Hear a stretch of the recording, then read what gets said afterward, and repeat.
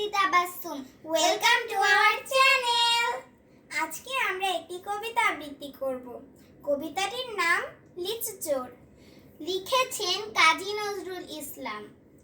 বাবুদের তাল পুকুরে, হাপুদের ডাল কুকুরে, সে কি বাস করলে তারা, বলি থাম একটু দাঁড়া। পুকুরের ওই কাছে না লিচুর এক গাছ আছে না, হোথা না আসতে গিয়ে ইয়াব বড় কাস্তে নিয়ে।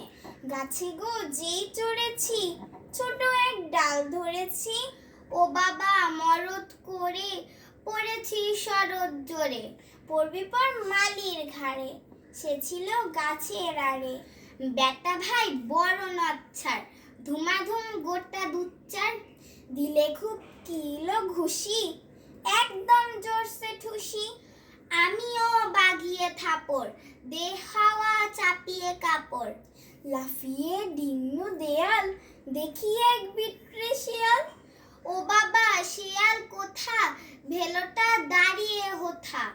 দেখে যেই আতকে ওঠা, কুকুরও জানলে ছোটা, আমি কই কম্ব কাবার, কুকুরেই করবে সাবার। বাবা গো মা গো বলে পাঁচিলের ফকল গলে, ঢুকি গো বোজদের ঘরে, যেন প্রাণ আসলো ধরে। যাব ফির কানমলি ভাই, চুরিতে আর যদি যাই, তবে মোর নামই মিছা, কুকুরের চামড়া খিচা।